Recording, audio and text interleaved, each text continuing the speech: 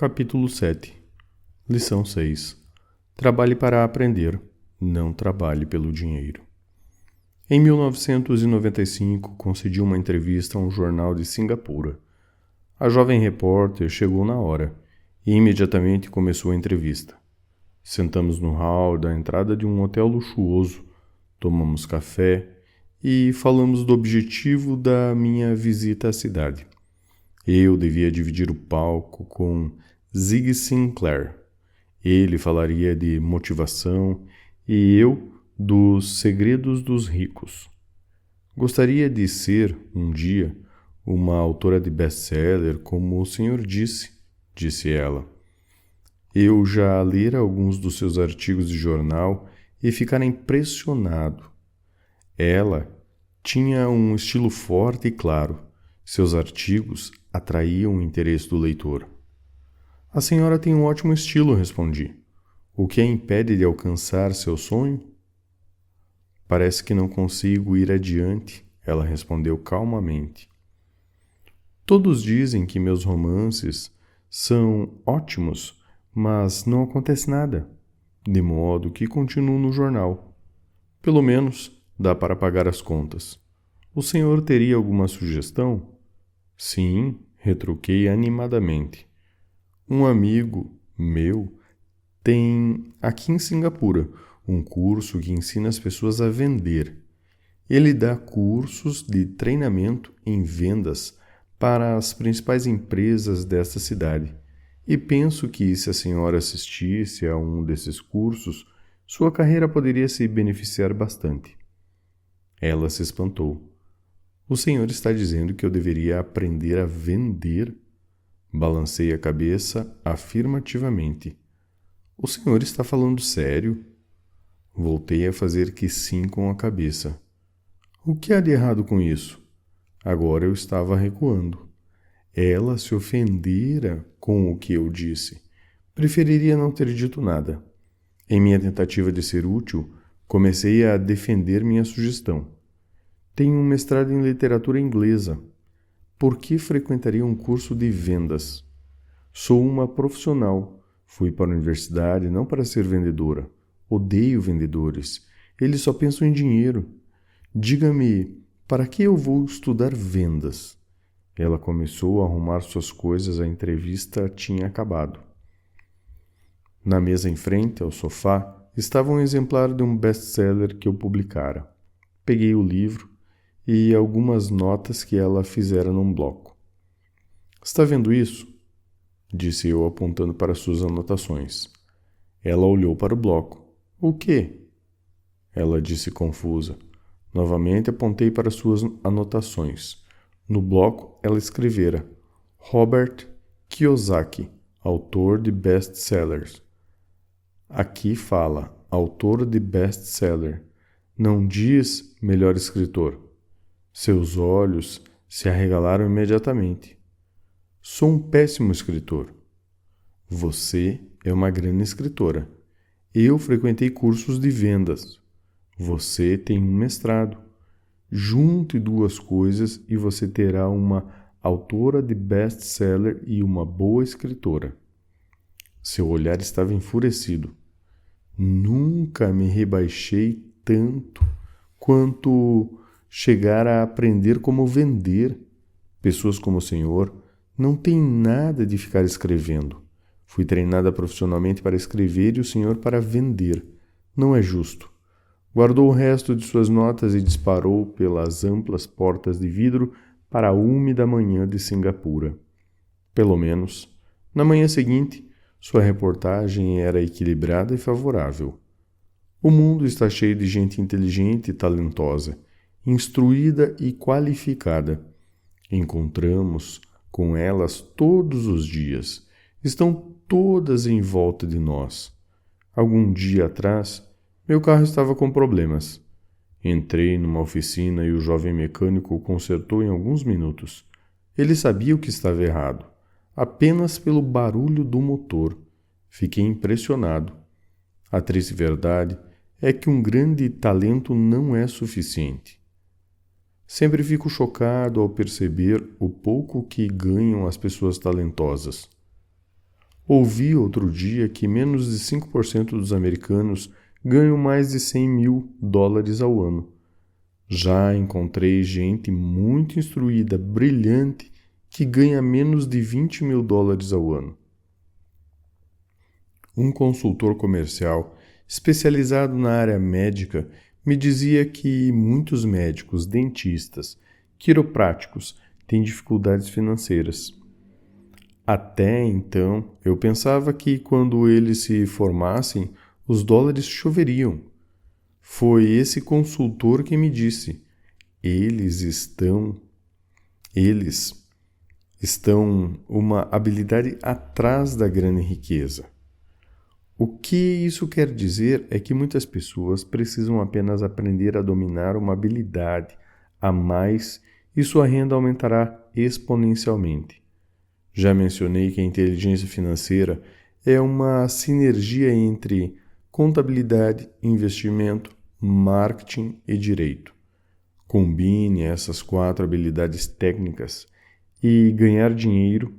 Com dinheiro será mais fácil. Quando se fala de dinheiro, a única habilidade que a maioria das pessoas conhece é trabalhar mais. O exemplo clássico de sinergia de habilidades era essa jovem jornalista.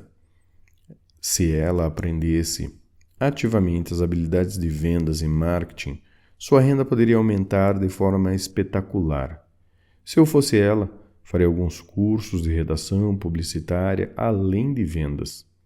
Então, em vez de trabalhar no jornal, eu procuraria um emprego em uma agência de publicidade. Mesmo se seu salário reduzisse, ela aprenderia a comunicar-se sinteticamente, como se faz com tanto sucesso na publicidade. Ela também aprenderia relações públicas, uma habilidade importante. Aprenderia a como obter milhões em publicidade gratuita. Então, de noite e nos fins de semana, ela poderia escrever seu grande romance. E quando estivesse terminado, ela estaria mais apta a vender seu livro. E, assim, em pouco tempo, ela poderia ser autora de best-seller. Quando publiquei meu primeiro livro, Se você quer ser rico e feliz, não vá para a escola. Um editor sugeriu que eu mudasse o título para A Economia da Educação. Falei que, com um título como este, eu só conseguiria vender 2 exemplares. Um para minha família e outro para meu melhor amigo. O problema é que eles esperariam ganhá-lo. O agressivo título foi escolhido porque eu sabia que assim obteria toneladas de publicidade. Sou favorável à educação e acredito em forma educacional. De outra forma, por que continuaria eu a pressionar por mudança em nosso sistema de ensino antiquado? Por isso, escolhi um título que me permitisse ir a mais apresentações de televisão e rádio, simplesmente por causa da controvérsia. Muitas pessoas pensaram que eu era louco, mas o livro vendeu muito bem. Quando me formei na Academia da Marinha Mercante dos Estados Unidos em 1969, meu pai instruído ficou feliz. A Standard Oil da Califórnia me contratara para sua frota de navios-tanque. Eu era terceiro imediato e o salário era baixo em comparação ao de meus colegas, mas era um bom emprego para um recém-formado. Meu salário inicial era cerca de 42 mil dólares ao ano, incluindo as horas extras, e eu só trabalhava durante 7 meses. Tinha 5 meses de férias. Se eu quisesse, poderia ter ido para o Vietnã com uma empresa de navegação subsidiária e teria com facilidade dobrado meu salário em vez de descansar nas férias. Tinha uma grande carreira à minha frente. Contudo, me demiti 6 meses depois e fui para a Marinha dos Estados Unidos para aprender a voar. Meu pai instruído ficou arrasado. Pai rico me deu os parabéns. Na escola e no local de trabalho, estava na moda a especialização, isso é, para ganhar mais ou obter uma promoção era necessário especializar-se. E por isso que os médicos imediatamente procuram especializar-se em algo como ortopedia, pediatria. O mesmo se aplica a contadores, arquitetos, advogados, pilotos e outros. Meu pai instruído acreditava no mesmo dogma e ficou empolgado quando finalmente obteve seu doutorado. Ele muitas vezes admitia que as escolas recompensavam as pessoas que estudam mais e mais a respeito de menos e menos. Pai rico me incentivava a fazer exame. Exatamente o oposto. Você precisa saber um pouco sobre várias coisas, era a sua sugestão. E por isso que durante anos trabalhei em diferentes áreas de sua empresa. Por um tempo, trabalhei no departamento de contabilidade, embora eu provavelmente nunca chegasse a ser um contador. Ele queria que eu aprendesse por osmose. Pai rico sabia que eu pegaria o jargão e o sentimento daquilo que é importante e o que não é importante. Também trabalhei como ajudante de garçom, como operário na construção, bem como em vendas, reservas e marketing. Ele estava preparando Mike e eu. Ele insistia em que nos sentássemos para assistir seus encontros com diretores de banco, advogados, contadores e corretores. Queria que conhecêssemos um pouco sobre cada aspecto do seu império. Quando abandonei meu emprego bem pago na Standard Oil, meu pai instruído teve uma conversa séria comigo. Ele estava perturbado. Ele não podia entender minha decisão de largar uma carreira que oferecia salário alto, grandes benefícios, muito tempo de folga e oportunidades de promoção. Quando me perguntou certa noite, por que você se demitiu? Eu não consegui, por mais que tentasse explicar para ele. Minha lógica não se encaixava com a lógica dele. O grande problema é que minha lógica era a lógica do meu pai rico. A segurança no emprego era tudo para o meu pai instruído. Aprender era tudo para o meu pai rico. Meu pai instruído pensou que eu tivesse ido para o curso para aprender a ser um comandante de navio. Pai rico sabia que eu estava lá para estudar comércio internacional. Enquanto estudava, fiz transporte de carga, naveguei em grandes cargueiros, em navios-tanque, em navios de passageiros pelo Extremo Oriente, pelo Pacífico Sul.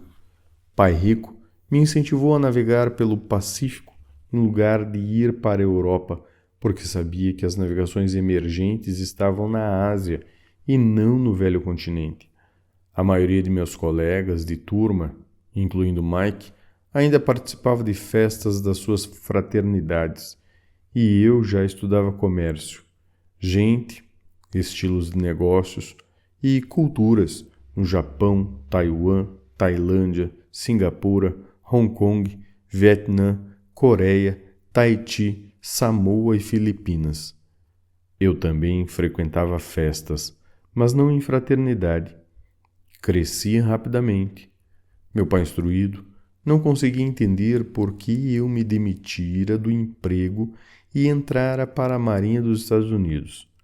Disse-lhe que queria aprender a voar, mas realmente queria aprender a comandar tropas.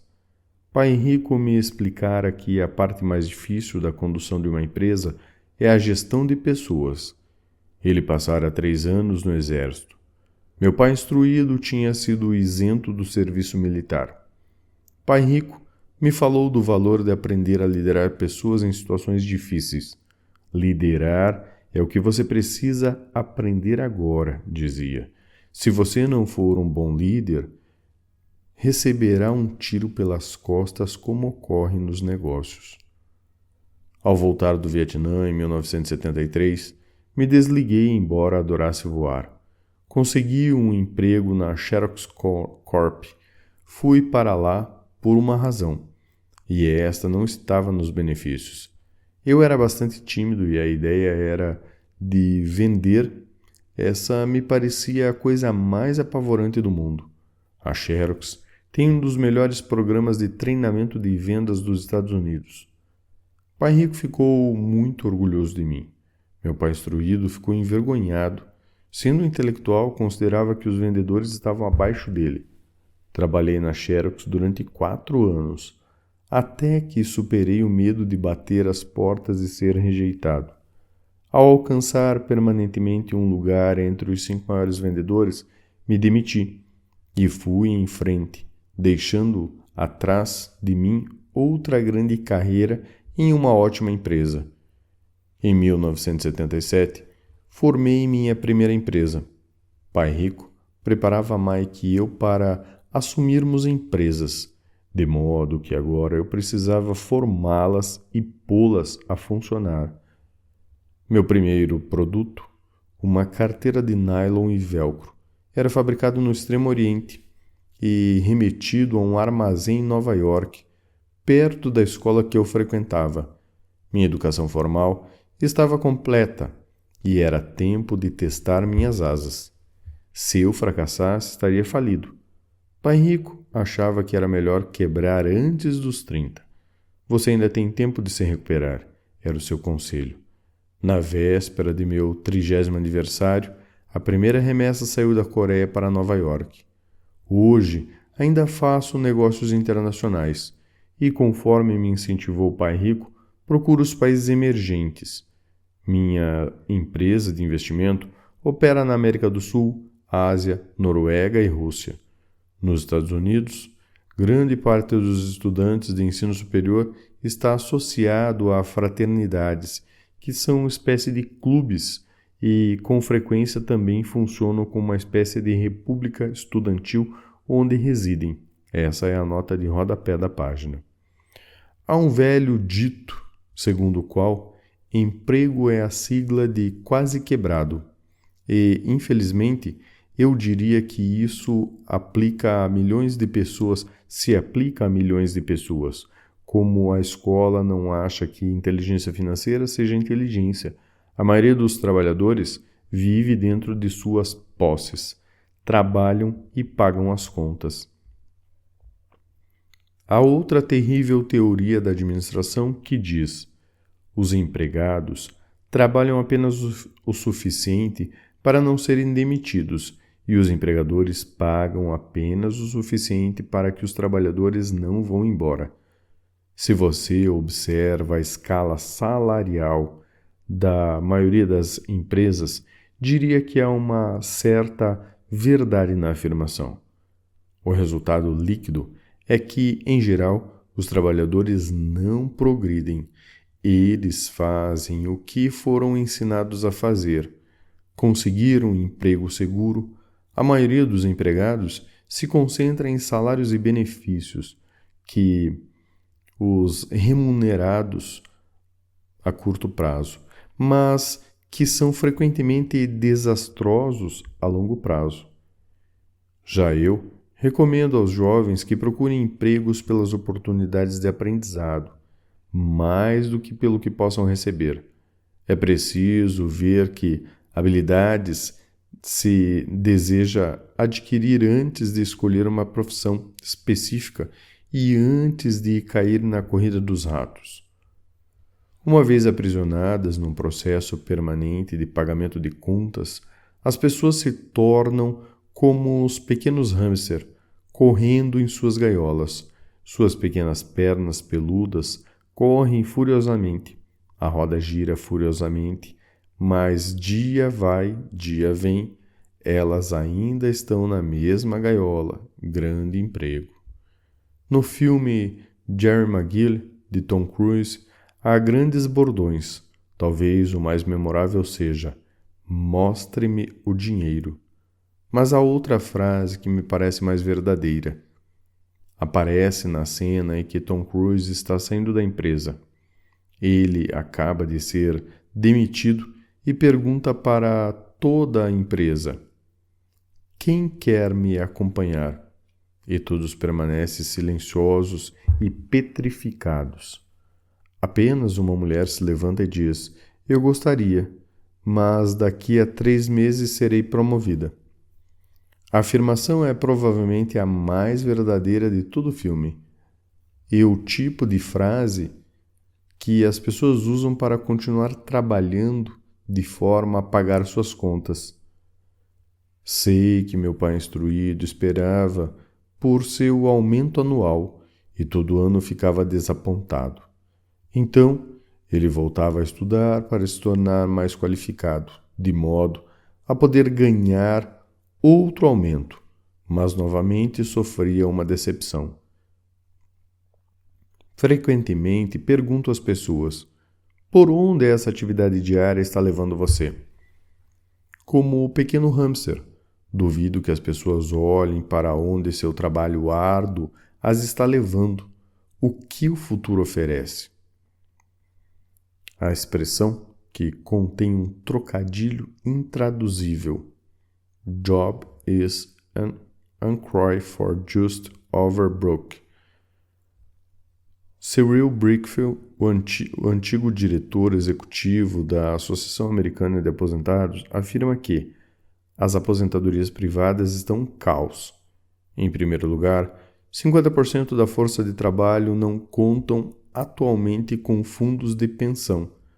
Apenas isso já deveria ser motivo de grande preocupação. E de 75% a 80% dos demais têm aposentadorias desprezíveis, que pagam 55 ou 150 ou 300 dólares por mês. Em seu livro, O Mito da Aposentadoria, Craig Carpel escreve: visitei a sede de uma grande empresa nacional de consultoria especializada em aposentadorias e falei com uma diretora administrativa que planejava exuberantes planos para altos executivos. Quando lhe perguntei o que as pessoas comuns poderiam esperar receber como aposentadoria, ela disse com um sorriso confiante: a bala de prata. O que é? Perguntei. A bala de prata. Ela deu de ombros. Se os baby boomers descobrem que não têm dinheiro suficiente para viver, quando forem mais velhos, eles sempre podem dar um tiro nos miolos. Carpel continuou exemplificando a diferença entre os antigos planos de benefícios definidos e os novos planos de contribuição programados, que são mais arriscados. Não é um quadro animador para a maioria das pessoas que está trabalhando atualmente. E isso é só a aposentadoria. Quando se acrescentam despesas médicas e casas de repouso para idosos, o quadro se torna aterrador.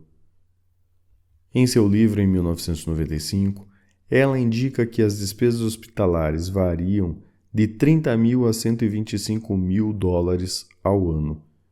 Em uma casa de repouso para idosos, sem qualquer mordomia, a anuidade estava em torno de 88 mil dólares ao ano. Muitos hospitais em países onde a medicina é socializada já têm que tomar decisões dramáticas, como quem permanece vivo e quem vai morrer. Eles tomam decisões com base nos orçamentos e na idade dos pacientes. Os cuidados médicos são destinados ao paciente mais jovem. O paciente mais velho fica para o fim da fila. Assim como os ricos podem se permitir uma educação melhor, eles também podem se manter vivos, enquanto aqueles com pouca fortuna morrem. Fico imaginando se há trabalhadores pensando no futuro ou se eles apenas se preocupam com o próximo contra-cheque sem questionar sobre o que virá mais adiante. Quando falo para adultos que querem ganhar mais dinheiro, sempre dou o mesmo conselho. Sugiro que pensem no longo prazo. Em lugar de trabalhar simplesmente pelo dinheiro e pela segurança, que são, admito, importantes, sugiro que procurem um segundo emprego, onde possam aprender outras habilidades. Muitas vezes, recomendo que se integrem a uma empresa de marketing de rede, também chamado de marketing multinível, se quiserem adquirir habilidades de venda. Algumas dessas empresas têm excelentes programas de treinamento que ajudam as pessoas a superar o medo do fracasso, da rejeição, que são as principais razões pelas quais a maioria das pessoas não é bem-sucedida. A instrução vale mais do que o dinheiro no longo prazo. Quando ofereço essa sugestão, ouço muitas vezes: isso é muito trabalhoso, ou só quero fazer o que me interessa. Quando a primeira resposta, retruco: então o senhor prefere passar a vida empregando 50% do que ganha o governo?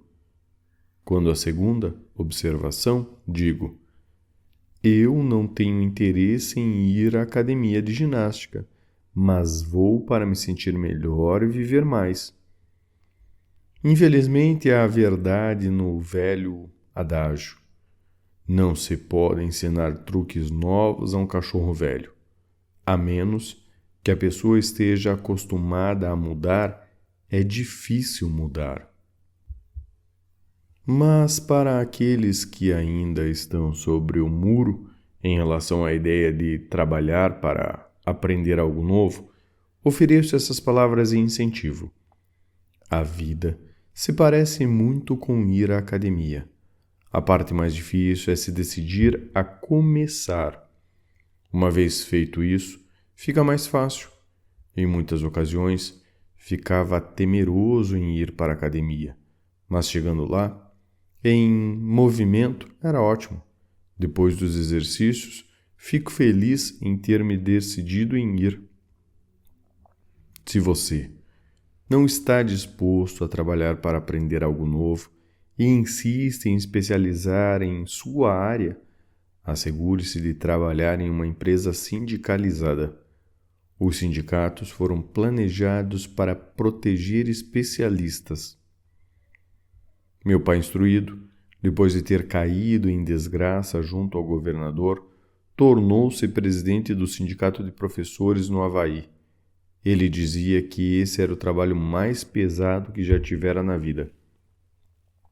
Meu pai rico, por outro lado, passou toda a sua vida fazendo o possível para que suas empresas não fossem sindicalizadas. Ele foi bem-sucedido, embora os sindicatos fizessem força. Pai rico sempre conseguiu combatê-los. Pessoalmente, não tomo partido porque posso ver a necessidade e os benefícios de ambas as situações. Se você seguir os conselhos da escola, tornando-se altamente especializado, então procure a proteção do sindicato. Por exemplo, se eu tivesse prosseguido minha carreira de piloto de aviões, eu teria procurado trabalhar em uma empresa em que o sindicato dos pilotos fosse forte. Por quê? Porque minha vida teria sido dedicada a aprender uma habilidade que só tem valor em um ramo de atividade. Se eu tivesse que abandonar esse ramo, as minhas habilidades não teriam valor em outra atividade. Um piloto sênior, com mais de 100 mil horas de voo, ganha $150.000 ao ano. Teria dificuldade em encontrar um emprego com igual remuneração no ensino escolar. As habilidades não se transferem necessariamente de um ramo de atividade para outro. Os pilotos recebem salários altos por possuírem habilidades que não teriam valor, por exemplo, no sistema de ensino. Atualmente, se pode dizer o mesmo até no caso dos médicos. Com todas as mudanças ocorridas na medicina, os especialistas têm que se agrupar em organizações médicas como os planos de saúde. Sem dúvida que professores precisam se sindicalizar. Atualmente, nos Estados Unidos, o sindicato de professores é o maior e mais rico deles. A Associação Nacional de Educação tem uma força política tremenda. Os professores precisam de proteção de seu sindicato, porque suas habilidades também têm escasso valor fora da área da educação. De modo que a regra prática é: Se for altamente especializado, sindicalize-se. A legislação trabalhista nos Estados Unidos considera a possibilidade de empresas em que todos os trabalhadores devam ser sindicalizados e outras em que nenhum seja sindicalizado. Até mais ou menos 1947, eram admitidas empresas em que a contratação de trabalhadores só pudesse ser feita entre sindicalizados. Depois, o dispositivo foi modificado para que os trabalhadores pudessem sindicalizar-se após a contratação. Quando pergunto às minhas turmas, quais de vocês fazem um hambúrguer melhor do que o do McDonald's? Quase todos levantam a mão. Então pergunto, se a maioria de vocês faz um hambúrguer melhor do que o do McDonald's, como pode ser o McDonald's aquele que ganha mais dinheiro do que vocês? A resposta é óbvia. O McDonald's é um ótimo sistema de negócio. A razão pela qual tantas pessoas talentosas são pobres é que elas se concentram na preparação de um melhor hambúrguer e sabem muito pouco sobre sistemas de negócio.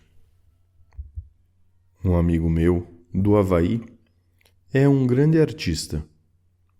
Ganha bastante dinheiro. Um dia, o advogado de sua mãe ligou dizendo que ela lhe deixara $35.000. Isso é o que sobrou de seus bens depois que o advogado e o governo pegaram sua parte.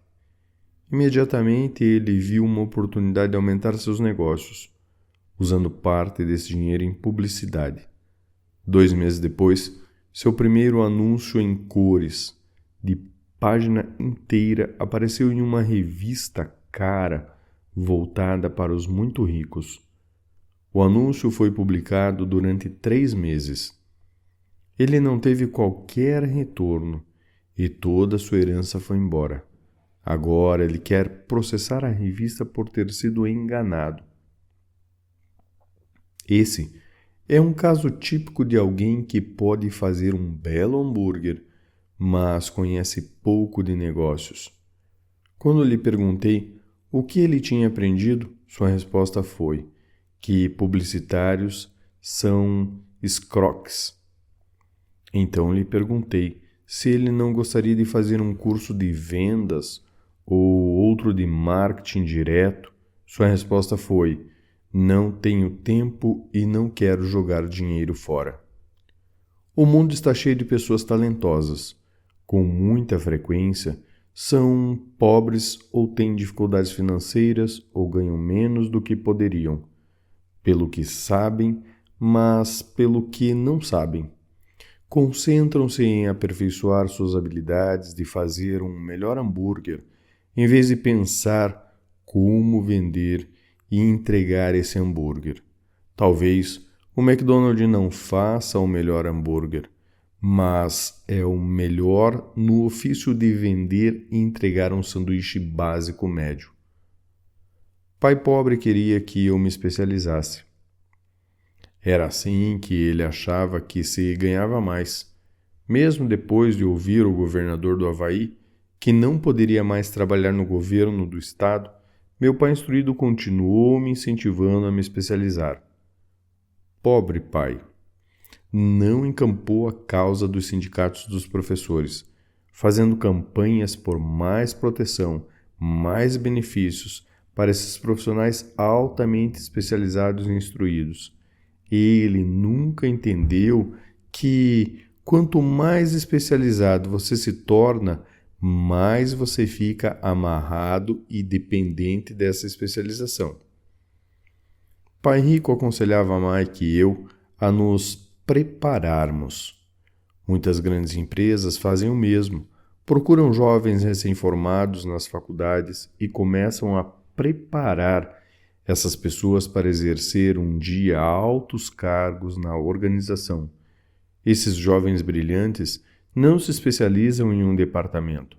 Eles percorrem vários departamentos para aprender todos os aspectos dos sistemas de negócio.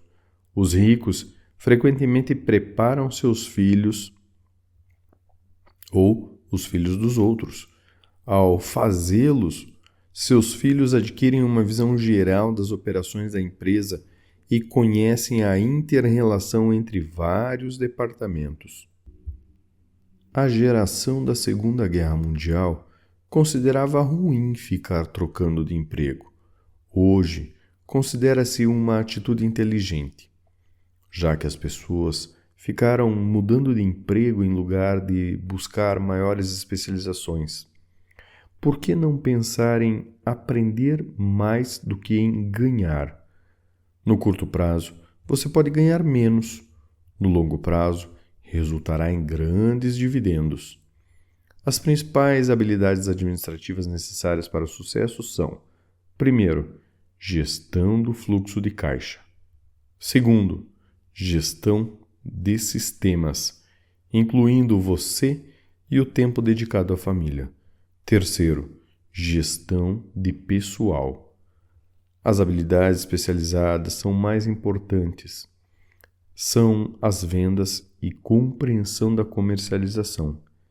É a habilidade de vender, portanto, de comunicar-se com outro ser humano, seja cliente, funcionário, chefe, cônjuge ou filho, a básica para o sucesso pessoal.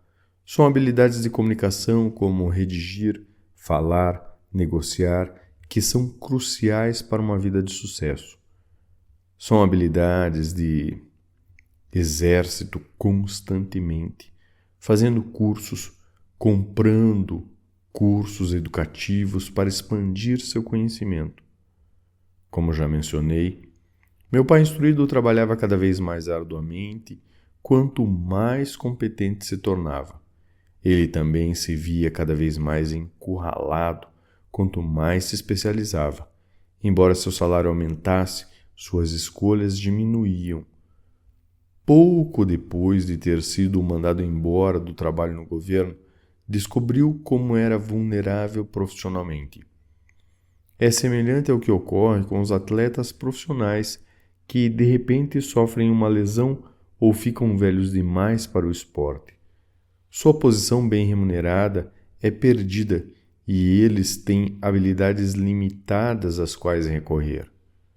Penso que é por isso que meu pai instruído se envolveu tanto com os sindicatos a partir daí. Ele percebeu quanto o sindicato poderia ter favorecido. Atualmente, encontro ex-professores ganhando centenas de milhares de dólares ao ano. Eles ganham tanto porque têm, além das habilidades especializadas na sua área, outras habilidades. Eles podem tanto ensinar, tanto vender e comercializar. As habilidades de venda e marketing são difíceis para muitas pessoas, sobretudo em decorrência de seu medo da rejeição. Quanto melhor você se comunicar, negociar, lidar com esse medo de rejeição, tanto mais fácil será a vida. Da mesma maneira que aconselhei aquele jornalista que queria tornar-se autora de best-seller, repito, isso para todos, ter uma especialização técnica em seus pontos fortes e fracos. Tenho amigos que são gênios, mas não conseguem comunicar-se efetivamente e, em consequência, seus ganhos são lamentáveis. Eu aconselho a passar um ano aprendendo a vender, mesmo que não ganhe nada. Sua capacidade de comunicação melhorará, e isso não tem preço. Além de sermos bons aprendizes e vendedores, e de aprendermos de marketing, devemos ser tanto bons professores quanto alunos. Para sermos verdadeiramente ricos, devemos ser capazes tanto de dar quanto de receber. Em casos de dificuldade financeira, frequentemente o que falta é dar e receber. Sei de muita gente que é pobre porque não é nem bom estudante nem bom mestre. Ambos meus pais eram homens generosos. Ambos tinham como regra, primeiro, o dar. A educação era uma de suas formas de doação. Quanto mais davam, mais recebiam. Uma diferença evidente estava na doação de dinheiro. Meu pai rico doava altos montantes. Doava para a igreja, para instituições de caridade, para a sua fundação. Ele sabia que para receber dinheiro, você deve dar dinheiro. A doação de dinheiro é o segredo da maioria das grandes famílias ricas. É por isso que existem instituições como a Fundação Rockefeller, a Fundação Ford. São organizações destinadas a tomar a própria riqueza e aumentá-la, bem como a distribuí-la perpetuamente. Meu pai instruído costumava dizer: quando tiver algum dinheiro extra, vou doá-lo. O problema é que nunca havia um extra. Trabalhava sempre mais para conseguir mais dinheiro em lugar de concentrar-se na principal lei do dinheiro: dai e recebeis. Ele acreditava no contrário: recebe e darás. Concluindo, tornei-me ambos os pais. Uma parte de mim é um capitalista convicto que adora o jogo do dinheiro fazendo dinheiro. A outra é o do mestre socialmente irresponsável que está profundamente preocupado com o crescente hiato que separa os que têm dos que não têm. Acredito que o principal responsável por esse hiato crescente é o sistema de ensino arcaico.